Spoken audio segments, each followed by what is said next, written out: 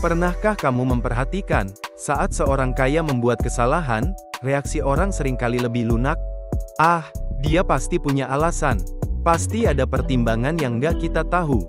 Sementara kalau orang biasa yang melakukan kesalahan yang sama, komentarnya langsung tajam. Makanya miskin, udah tahu bodoh, sok gaya. Kenapa perbedaan ini bisa terjadi? Dalam psikologi sosial, ini disebut halo effect. Sebuah bias kognitif di mana satu kualitas positif menular ke semua persepsi lain. Kaya sama dengan sukses, sukses sama dengan pintar, pintar sama dengan bisa dipercaya. Dan tanpa sadar, kita mulai melihat segala perilaku orang kaya sebagai sesuatu yang pasti ada benarnya. Masalahnya, persepsi ini tidak selalu berdasar pada kebenaran. Kadang, orang kaya hanya terlihat meyakinkan karena tampilannya. Pakaiannya rapi, bicaranya percaya diri, gayanya tenang. Tapi itu bukan bukti moralitas. Itu hanya kemampuan untuk tampil meyakinkan, yang dimungkinkan oleh sumber daya yang mereka miliki. Dalam sebuah eksperimen sosial, dua orang diberi naskah yang sama persis untuk dipresentasikan. Yang satu mengenakan jas mahal dan datang dengan mobil mewah. Yang satunya memakai baju biasa. Hasilnya, mayoritas penonton lebih mempercayai si kaya, meski isi materinya sama. Kredibilitas, dalam banyak kasus, bukan soal isi, tapi soal impresi. Inilah sebabnya orang kaya jarang disalahkan. Karena kesannya selalu lebih tahu. Padahal, kalau kita kupas lebih dalam, yang kita dengar bukan logikanya, tapi status sosialnya. Dan masyarakat kita, terlalu terbiasa menilai berdasarkan siapa yang bicara, bukan apa yang dibicarakan.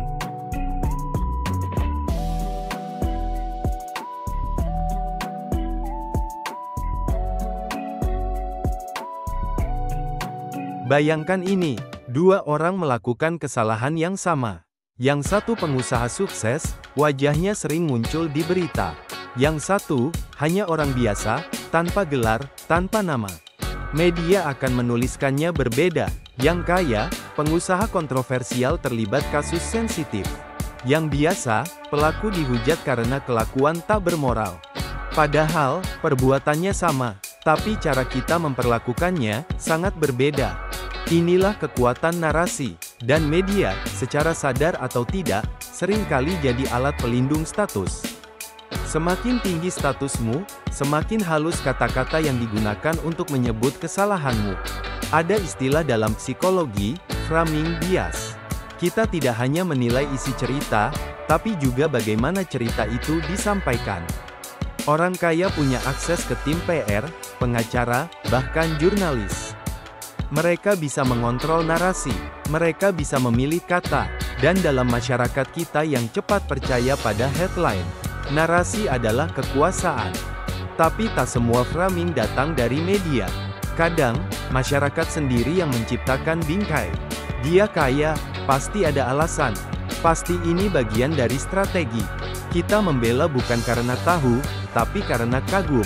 Kita menutup mata bukan karena mereka benar, tapi karena kita ingin jadi seperti mereka. Sebuah studi di Harvard menunjukkan, orang cenderung memaafkan kesalahan tokoh sukses karena kita mengasosiasikan kesuksesan dengan otoritas moral. Seolah-olah, kalau kamu sudah kaya, apapun yang kamu lakukan pasti ada alasannya.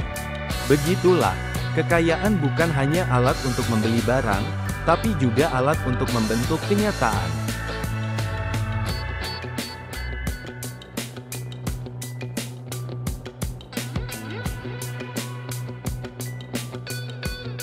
Sebagian dari kita ingin percaya bahwa dunia ini adil, bahwa siapapun bisa dihargai kalau kerja keras, bahwa siapapun bisa dihukum kalau bersalah. Tapi kenyataannya, dunia ini lebih tunduk pada status daripada pada keadilan. Dalam psikologi sosial, ada satu konsep penting, just world hypothesis. Orang cenderung percaya bahwa dunia berjalan adil, bahwa orang baik akan selalu mendapat yang baik, dan yang buruk akan dihukum. Tapi keyakinan ini sering membuat kita menyalahkan korban dan memaklumi pelaku. Ketika orang miskin melakukan kesalahan, kita berkata, pantas. Makanya jangan malas, Tapi saat orang kaya berbuat salah, kita bilang, pasti ada hal yang nggak kita tahu. Ini bukan soal fakta, ini soal ilusi keadilan. Karena kita ingin merasa dunia ini masuk akal, maka yang menderita dianggap pantas menderita, dan yang kaya dianggap pantas dihormati. Padahal, struktur sosial kita tidak dimulai dari garis yang sama. Orang yang lahir dengan akses, koneksi, dan pendidikan tinggi, berada jauh di depan sebelum lomba dimulai. Dan karena sistem ini diam-diam menguntungkan kelompok tertentu, maka persepsi pun dibentuk agar kita tidak bertanya. Kita tumbuh dengan narasi bahwa yang sukses pasti rajin, yang gagal pasti kurang usaha.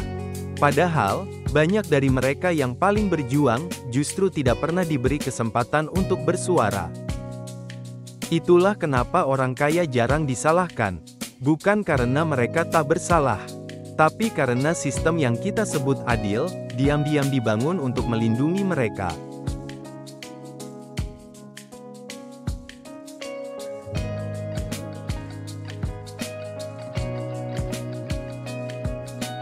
Mungkin kita berpikir, aku bukan orang kaya, jadi bukan urusanku. Tapi, justru disinilah masalahnya. Karena ketidakadilan bukan hanya soal apa yang dilakukan oleh mereka yang punya kuasa, tapi juga tentang apa yang tidak dilakukan oleh mereka yang menyaksikannya. Setiap kali kita memuji seseorang hanya karena penampilannya mewah. Setiap kali kita percaya karena dia bicara dengan gaya CEO.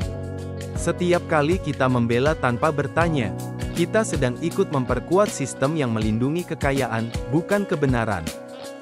Inilah yang disebut social reinforcement dalam psikologi sosial.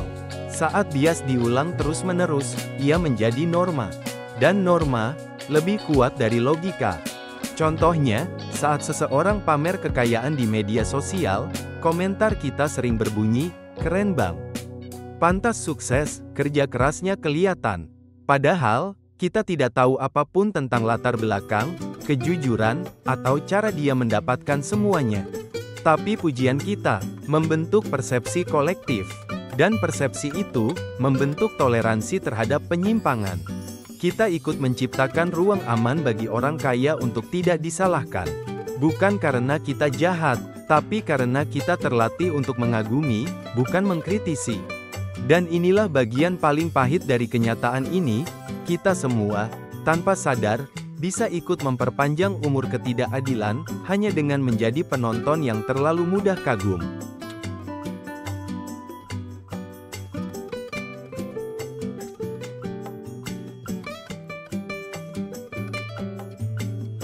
Ada satu fenomena psikologi sosial yang menarik, disebut sistem justification theory. Teori ini menjelaskan kecenderungan manusia untuk membenarkan sistem yang ada, meskipun sistem itu tidak adil. Mengapa? Karena menerima kenyataan yang timpang, terasa lebih aman, daripada menyadari bahwa kita hidup dalam struktur yang pincang. Ketika seseorang kaya, pikiran kita diam-diam membisikkan, mereka pasti pantas, mereka pasti bekerja keras. Itulah narasi umum yang sering dipromosikan oleh masyarakat meritokrasi, bahwa semua kekayaan adalah hasil usaha. Tapi kenyataannya, tidak semua kekayaan lahir dari keadilan. Ada warisan, manipulasi sistem, eksploitasi, bahkan kebetulan sejarah. Namun, saat orang kaya melakukan kesalahan, otak kita justru mencari-cari alasan untuk membelanya. Mungkin dia lelah, atau hanya salah paham, pasti ada alasan logis. Kita membungkam suara kritis di dalam diri, karena terlalu nyaman dengan cerita yang sudah kita telan sejak lama. Cerita bahwa sistem ini bekerja. Cerita bahwa kekayaan adalah validasi moral. Cerita bahwa mereka yang kaya, pasti lebih benar. Dan lebih parahnya, banyak dari kita bahkan berlomba-lomba membela mereka, seolah suatu hari kita akan berada di posisi yang sama. Inilah yang disebut aspirational alignment, berpihak bukan pada realita kita sekarang, tapi pada versi ideal yang kita dambakan. Kita tidak sedang membela keadilan, kita sedang membela harapan semu.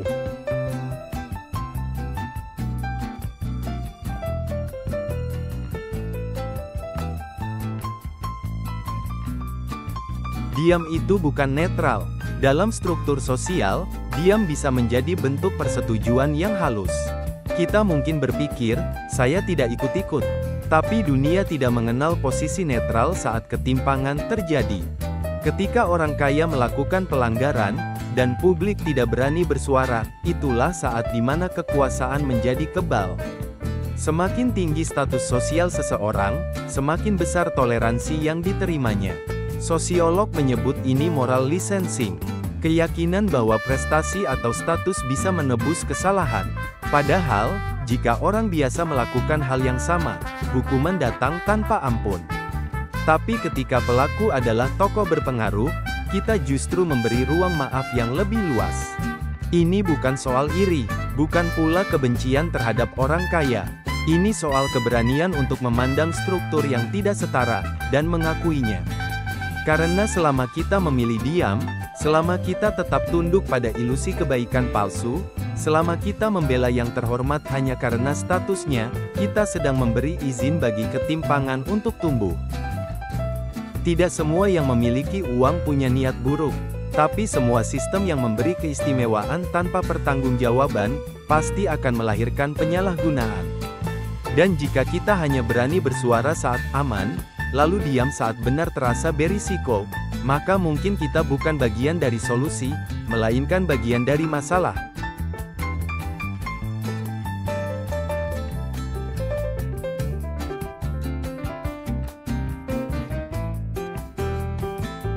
Coba kita tarik napas sejenak, lalu tanyakan dalam hati, mengapa kita lebih mudah menyalahkan yang kecil dan miskin, daripada mempertanyakan yang kuat dan kaya? Mungkin jawabannya sederhana, karena yang kuat punya jaringan, punya kekuasaan untuk membalas, dan kita takut. Kita takut dibilang iri, takut kehilangan peluang, takut jadi satu-satunya suara yang berseberangan. Maka diam jadi pilihan yang terasa aman. Atau lebih halusnya, bijak. Tapi diam itu mahal. Setiap kali kita membungkam rasa adil dalam diri sendiri, kita sedang merobek sisi paling manusiawi dari keberadaan kita. Kemampuan untuk peduli pada yang tertindas, dan berani menyebut salah walau yang bersalah punya mahkota. Bukan berarti semua orang kaya salah. Tentu tidak. Tapi jika kekayaan membuat seseorang tak bisa disentuh, dan kita semua memilih pura-pura tidak melihat, maka siapa yang sedang kita bela sebenarnya? Kadang, keadilan tidak butuh pembela yang lantang, tapi butuh hati yang jujur, yang berani bertanya, apakah benar, atau hanya nyaman? Kita tidak perlu menjadi pahlawan. Cukup tidak ikut menjaga tembok yang membungkam kebenaran. Karena dunia tidak berubah oleh mereka yang keras kepala, tapi oleh mereka yang diam-diam, memutuskan untuk tidak takut lagi.